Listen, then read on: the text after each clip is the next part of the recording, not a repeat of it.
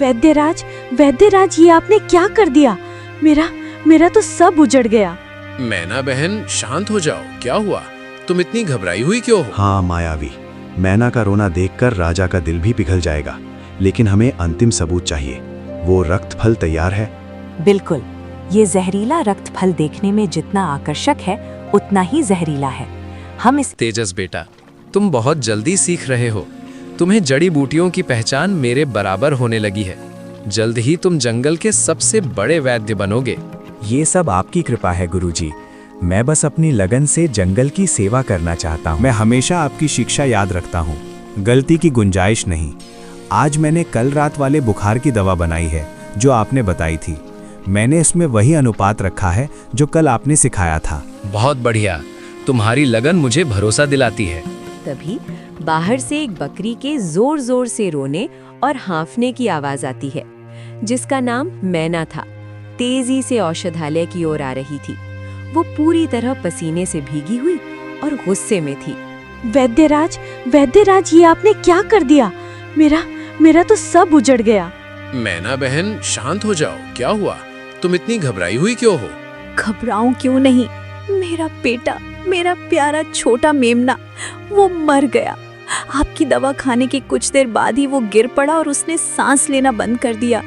तेजस और वैद्य दयालु स्तब्ध रह जाते हैं। ये खबर उन दोनों के लिए किसी सदमे से कम नहीं थी। क्या? मर गया? लेकिन मैंने तो उसे केवल सामान्य बुखार की दवा दी थी जो आपने कल मुझे दी थी। ये कैसे हो सकता है?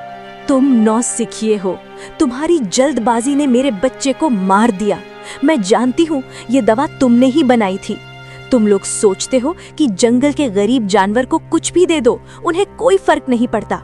मैना बहन, हम पर विश्वास रखो। हम कभी किसी को नुकसान नहीं पहुंचा सकते। मैंने ये दवा खुद परखी थी। तेजस, क्या तुम पूरी तरह सुनिश्चित हो कि तुमने कोई भी पत्ता गलत नहीं मिलाया? ये बहुत गंभीर मामला है बेटा। गुरुजी, मैं कसम खाता हूँ, मैंने वही अनुपात रखा था जो आपने सिखाया था। मुझे याद है, आपने कहा था कि शांत जड़ ही असली इलाज है। मैंने वही किया। मुझे नहीं पता कि क्या हुआ। मैं तुम्हारी पीड़ा समझता हूँ। मैं खुद जांच करूंगा। हम जरूर पता लगाएंगे कि क्या गलत हुआ है। लेकिन मुझे कोई कसम नहीं चाहिए। मुझे मेरा बच्चा वापस चाहिए। अब मैं क्या करूंगी? कौन मेरा सहारा बनेगा? ये सब तुम्हारी गलती है वैद्यराज। तभी बाहर से लोमड़ी मायावी और भेड़िया झूठेश आते हैं। वे ये सारा झगड़ा सुन चुके थे। मायावी के चेहरे पर बनावटी दुख था, पर उसकी आंखों में जीत की चमक थी। अरे मैना बहन, तुम्हारा ये हाल, ये बहुत बुरा हुआ। तुम्हारे बच्चे की मौत, ये तो जंगल का सबसे बड़ा दुख है। हाँ मायावी, इन लोगों ने, इस नौसिखिए वैद्य ने मेरे बच्चे को मार डाला। तेजस, क्या ये सच है? तुमने कल रात ही ये दवा बनाई थी, है ना? वैद्यराज ने तुम्हें इतना बड़ा जिम्मा क्यों दिया जब जंगल में अनुभवी वैद्य मौजूद है? मायावी, ये मुझ पर आरोप लगाने का समय नहीं है। मैं निर्दोष हूँ। निर्दोष? मेमना मर गया है और तुम बहस कर रहे हो? ये कैसा इलाज है वैद्य दयालु? आपके शिष्य की गलती से यहाँ सबकी मौत हो रही है। झूठेश, मैं जांच कर रहा हूँ। बिना सबूत के हम किसी पर आरोप नहीं लगा सकते। नहीं वैद्यराज, ये जांच का समय नहीं है, ये न्याय का समय है। आप इतने भले हैं कि आप अपने शिष्य पर संदेह नहीं कर सकते, लेकिन राजा बलवान को न्याय करना होगा। जंगल के जानवरों को सुरक्षा चाहिए, और ये तभी होगा जब राजा को पता चले कि आपके औषधालय में जहर मिल रहा है। बिल्कुल मैना बहन, तुम सीधे राजा बलवान के पास चलते हैं। वो न्याय करेंगे। हाँ, राजा बलवान ही न्याय करेंगे। मैना, मायावी और झूठेश तीनों तुरंत राजा बलवान के दरबार की ओर निकल पड़ते हैं। वैद्य दयानु और तेजस अकेले और सदमे में खड़े रह जाते हैं। ये क्या हो रहा है तेजस? ये साजिश की बू है। लेकिन बकरी का बच्चा, वो मर कैसे गया? ये गंभीर है। गुरुजी, मैंने कोई गलती नहीं की। ये जरूर किसी ने किया है ताकि आप और मैं। हाँ बेटा, ये साजिश है, लेकिन अब हमें सबूत के साथ राजा के दरबार में जाना होगा। हमें अपने बचाव के लिए नहीं, बल्कि सच्चाई के लिए लड़ना होगा। झूठेश, देखा बकरी के बच्चे की मौत ने कितना अच्छा काम किया। अब तो दयालु वैद्य के पास कोई सफाई नहीं होगी। हाँ मायावी, मैना का रोना देखकर राजा का दिल भी पिघल जाएगा, लेकिन हमें अंतिम सबूत चाहिए। वो रक्त फल तैयार है? बिल्कुल, ये जहरीला रक्त फल देखने में जितना आकर्षक है उतना ही जहरीला है। हम इसे राजा के जड़ी बूटी भंडार कक्ष में छिपाएंगे, जहाँ केवल वैद्य दयालु और तेजस की पहुँच है। ये साबित करेगा कि वे दोनों जंगल को खत्म करने की साजिश कर रहे थे। शानदार! तेजस को हटाओ, दयालु वैद्य टूट जाएंगे और तुम राज करोगी। वे दोनों अंधेरे का फायदा उठाते हैं और गुप्त रूप से राजा के भंडार कक्ष में प्रवेश करके जहरीला फल छिपा देते हैं। अगले दिन दरबार लगा है, उनके चेहरे पर चिंता है। वैद्य दयालु, मैना बहन के बच्चे की मौत बहुत दुखद है। दवा आपके औषधालय से गई थी, इस पर आपका क्या कहना है? महाराज, मुझे इस घटना का गहरा दुख है, लेकिन मैं कसम खाता हूँ, न तो मैंने और न ही तेजस ने कोई गलत दवा बनाई। ये दवा हम पिछले 20 सालों से बनाते आ रहे हैं। ये जरूर किसी की साजिश है। साजिश? मेरे बच्चे को मार दिया गया और आप इसे साजिश कह रहे हैं? तभी मायावी और झूठेश तेजी से दरबार में आते हैं। उनके हाथ में वही जहरीला फल है। महाराज, साजिश का पर्दाफाश हो गया। ये देखिए, ये जहरीला रक्त फल, इसे वैद्यराज के निजी भंडार कक्ष में छिपाया गया था। ये जंगल को खत्म करने की गहरी साजिश है। पूरा दरबार सदमे में आ जाता है। राजा बलवान क्रोधित हो जाते हैं। वैद्य दयालु, आपके भंडार कक्ष में जहर? ये हम क्या सुन रहे हैं? नहीं नहीं महाराज, हमें नहीं पता ये फल वहाँ कैसे आया। महाराज, मुझे तो लगता है तेजस ने भी ये सब किया है। ये जंगल का वैद्य बनना चाहता था, इसलिए इसने ही जंगल के जानवरों को मारकर अपने गुरु को रास्ते से हटाना चाहा और खुद को जंगल का एकमात्र वैद्य बनाना चाहता है। मायावी, ये तुम क्या बोल रही हो? महाराज, मुझे तेजस पर पूरा भरोसा है, ये ऐसा कभी नहीं कर सकता।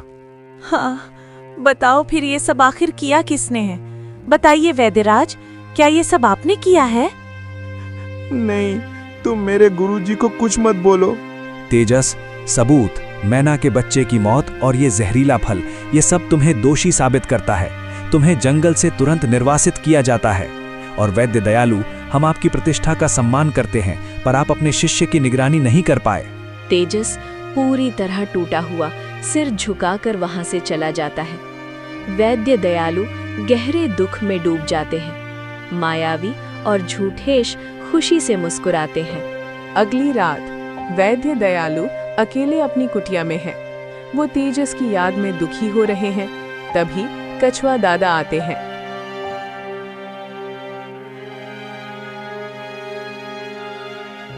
वैद्यराज, आप दुखी ना हो, आपका शिष्य निर्दोष है। मैंने रात में मायावी और झूठेश को भंडार कक्ष के पास देखा था। वे दोनों ये रक्त फल वहां छिपा रहे थे। ये एक साजिश है। साजिश? मैं जानता था, मेरे बच्चे को धोखा दिया गया। ज्ञानदीप, अब हमें कुछ ऐसा करना होगा जिससे मायावी अपनी गलती खुद स्वीकार करे। तेजस के निर्वासन के बाद जंगल में गहरी रात है। वैद्य दयालु और राजा बलवान शेर बेहोश जानवरों की हालत देखने नदी किनारे जा रहे हैं। महाराज, मेरा मन अब भी मान नहीं रहा। तेजस की आंखों में अपराध नहीं था, उसे किसी ने फंसाया है महाराज। वैद्यराज, मेरा दिल भी यही कहता है, पर सारे सबूत उसके खिलाफ हैं। तभी झाड़ियों के पीछे से आवाज आती है। देखा जोटेश, तेजस बाहर हो गया और अब वैद्यराज भी टूट चुके हैं। अब हमारा रास्ता बिल्कुल ही साफ है। वो बेवकूफ मैना समझ ही नहीं पाई कि वो दवाई हमने ही चेंज की, जिससे उसका प्यारा बेटा मर गया।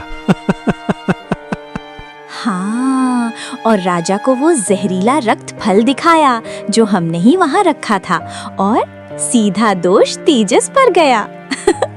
अब रास्ता साफ है।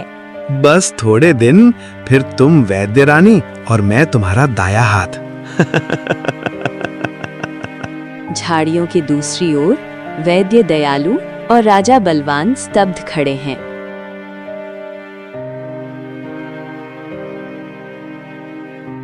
तो ये थी सच्चाई। हाँ महाराज, मुझे ये बात पहले से ही पता थी, पर मेरे पास कोई सबूत नहीं था। मेरे शिष्य को इन्होंने जानबूझकर फंसाया था। महाराज, आप यहाँ कैसे? आपने सब सुन लिया? हाँ, हर शब्द। तेजस को फंसाने की साजिश भी और जंगल को धोखा देने का घमंड भी। गुस्से में मायावी सिर झुका लेती है। अब कोई बहाना नहीं बचता। राजा शेर, लोमड़ी और भेड़िया को हमेशा के लिए जंगल से निकालने का आदेश दे देती है। अगले दिन दरबार में तेजस को वापस बुलाया जाता है। तेजस, मुझे क्षमा करो, मैंने सच्चाई सुने बिना फैसला किया। सच्चाई देर से सही, पर सामने तो आई। इस कहानी से जंगल ने सीखा कि जो लोग दूसरों को धोखा देने की योजना बनाते हैं, वे ज्यादातर अपनी ही बातों से पकड़े जाते हैं और सच्चाई भले देर से आए, लेकिन वो छिप नहीं सकती। और हाँ दोस्तों, अगर आपको ये कहानी पसंद आ रही है ना, तो वीडियो को लाइक कर देना और हमारी फैमिली में जुड़ने के लिए चैनल को सब्सक्राइब जरूर कर देना, क्योंकि अगली कहानी और भी ज्यादा मजेदार होने वाली है, वो मिस मत कर देना।